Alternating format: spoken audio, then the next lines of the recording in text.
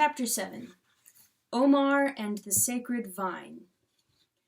A new morality has burst upon us with some violence in connection with the problem of strong drink, and enthusiasts in the matter range from the man who is violently thrown out at 12:30 to the lady who smashes American bars with an axe.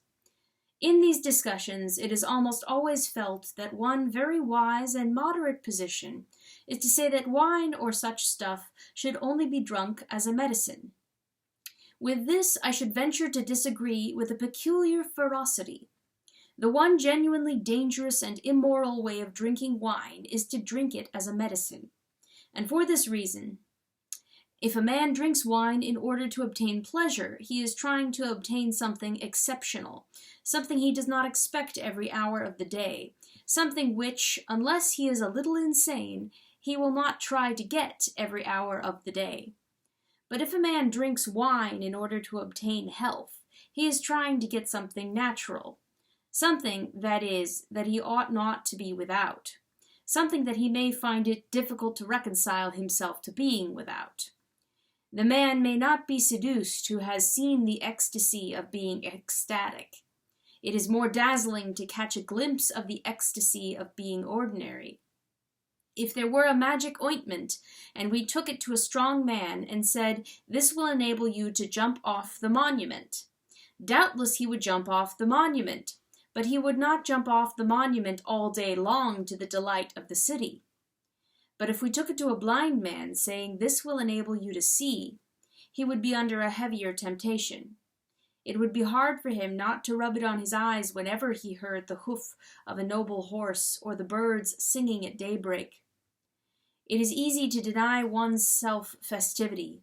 It is difficult to deny one's self normality.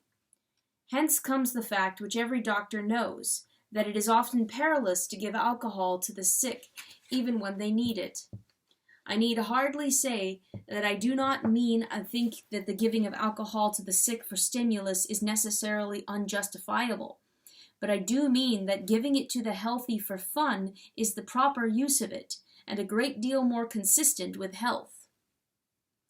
The sound rule in the matter would appear to be like many other sound rules, a paradox. Drink because you are happy, but never because you are miserable. Never drink when you are wretched without it, or you will be like the grey-faced gin drinker in the slum. But drink when you would be happy without it, and you will be like the laughing peasant of Italy. Never drink because you need it, for this is rational drinking, and the way to death and hell. But drink because you do not need it, for this is irrational drinking, and the ancient health of the world.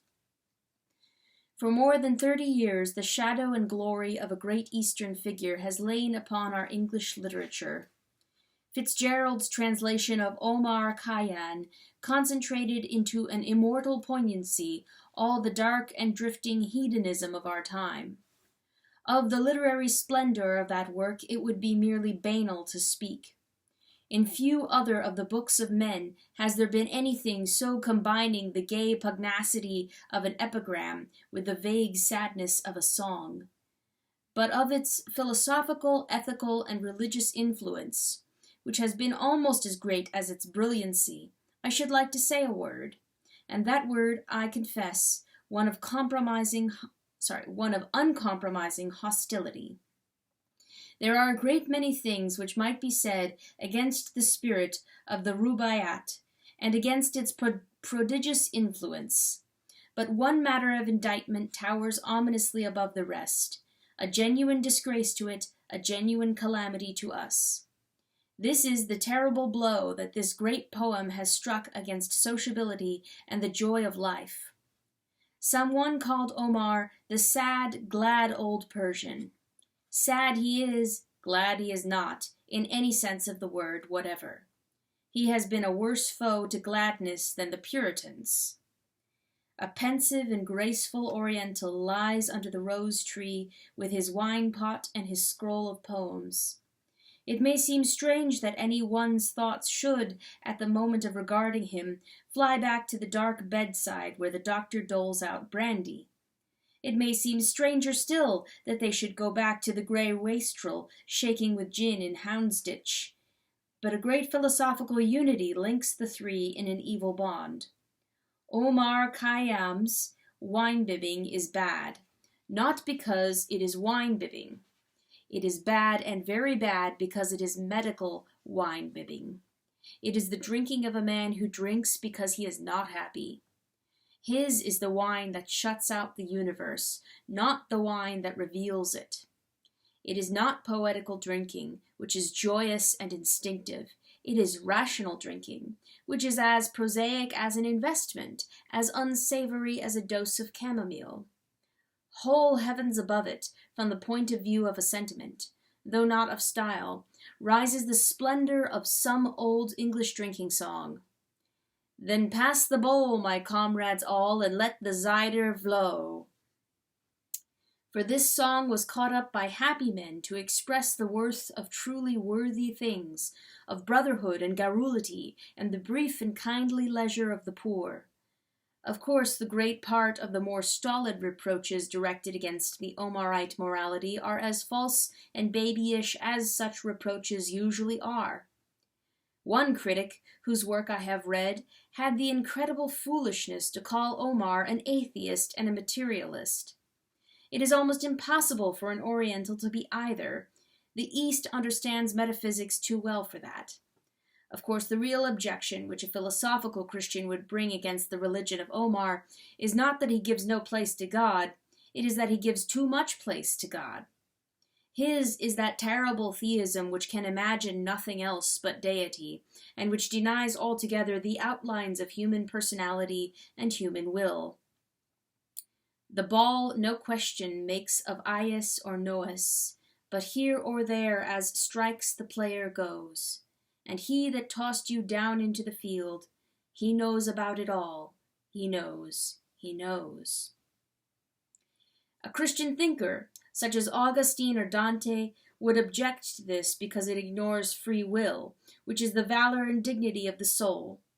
The quarrel of the highest Christianity with this skepticism is not in the least that the skepticism denies the existence of God. It is that it denies the existence of man. In this cult of the pessimistic pleasure-seeker, the Rubaiyat stands first in our time, but it does not stand alone. Many of the most brilliant intellects of our time have urged us to the same self-conscious snatching at a rare delight. Walter Pater said that we were all under sentence of death, and the only course was to enjoy exquisite moments simply for those moments' sake. The same lesson was taught by the very powerful and very desolate philosophy of Oscar Wilde. It is the carpe diem religion, but the carpe diem religion is not the religion of happy people, but of very unhappy people. Great joy does not gather the rosebuds while it may. Its eyes are fixed on the immortal rose which Dante saw. Great joy has in it the sense of immortality. The very splendor of youth is the sense that it has all space to stretch its legs in. In all great comic literature, in Tristram Shandy or Pickwick, there is this sense of space and incorruptibility. We feel the characters are deathless people in an endless tale. It is true enough, of course, that a pungent happiness comes chiefly in certain passing moments, but it is not true that we should think of them as passing, or enjoy them simply for those moments' sake. To do this is to rationalize the happiness, and therefore to destroy it. Happiness is a mystery, like religion, and should never be rationalized. Suppose a man experiences a really splendid moment of pleasure. I do not mean something connected with a bit of enamel. I mean something with a violent happiness in it, an almost painful happiness. A man may have, for instance, a moment of ecstasy in first love, or a moment of victory in battle. The lover enjoys the moment, but precisely not for the moment's sake. He enjoys it for the woman's sake, or for his own sake. The warrior enjoys the moment, but not for the sake of the moment. He enjoys it for the sake of the flag. The cause which the flag stands for may be foolish and fleeting. The love may be calf love and last a week. But the patriot thinks of the flag as eternal. The lover thinks of his love as something that cannot end. These moments are filled with eternity. These moments are joyful because they do not seem momentary. Once look at them as moments after Pater's manner, and they become as cold as Pater and his style. Man cannot love mortal things. He can only love immortal things for an instant. Pater's mistake is revealed in his most famous phrase. He asks us to burn with a hard, gem-like flame. Flames are never hard and never gem-like. They cannot be handled or arranged. So human emotions are never hard and never gem-like. They are always dangerous, like flames, to touch or even to examine. There is only one way in which our passions can become hard and gem-like, and that is by becoming as cold as gems. No blow, then, has ever been struck at the natural loves and the laughter of men so sterilizing as this carpe diem of the aesthetes. For any kind of pleasure, a totally different spirit is required. A certain shyness, a certain indeterminate hope, a certain boyish expectation. Purity and simplicity are essential to passions, yes, even to evil passions. Even vice demands a sort of virginity. Omar's or Fitzgerald's effect upon the other world we may let go. His hand upon this world has been heavy and paralyzing. The Puritans, as I have said, are far jollier than he. The new ascetics who follow Thoreau or Tolstoy are much livelier company.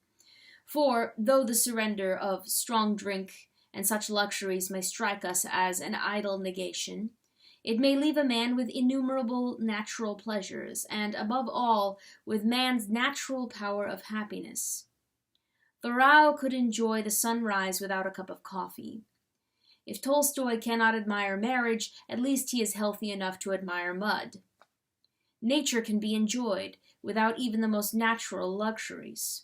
A good bush needs no wine. But neither nature nor wine nor anything else can be enjoyed if we have the wrong attitude toward happiness. And Omar, or Fitzgerald, did have the wrong attitude toward happiness. He and those he has influenced do not see that if we are to be truly gay, we must believe that there is some eternal gaiety in the nature of things. We cannot enjoy thoroughly even a pas de quatre at a subscription dance unless we believe that the stars are dancing to the same tune. No one can be really hilarious but the serious man. Wine, says the scripture, maketh glad the heart of man, but only of the man who has a heart. The thing called high spirits is possible only to the spiritual. Ultimately, a man cannot rejoice in anything except the nature of things. Ultimately, a man can enjoy nothing except religion. Once in the world's history, men did believe that the stars were dancing to the tune of their temples, and they danced as men have never danced since. With this old pagan Judaism, the sage of the Rubaiyat has quite as little to do as he has with any Christian variety. He is no more a bacchanal than he is a saint. Dionysus and his church was grounded on a serious joie de vivre, I am so sorry, like that of Walt Whitman. Dionysus made wine, not a medicine, but a sacrament. Jesus Christ also made wine, not a medicine, but a sacrament. But Omar makes it not a sacrament, but a medicine. He feasts because life is not joyful. He revels because he is not glad. Drink, he says, for you know not whence you come nor why. Drink, for you know not when you go nor where. Drink because the stars are cruel and the world is idle as a humming top. Drink because there is nothing worth trusting, nothing worth fighting for. Drink because all things are lapsed in a base equality and an evil peace. So he stands offering us the cup in his hand. And at the high altar of Christianity stands another figure, in whose hand also is the cup of the vine. Drink, He says, "For the whole world is as red as this wine, with the crimson of the love and wrath of God. Drink, for the trumpets are blowing for battle, and this is the stirrup cup. Drink, for this is my blood of the New Testament that is shed for you. Drink, for I know of whence you come and why. Drink, for I know of when you go and where."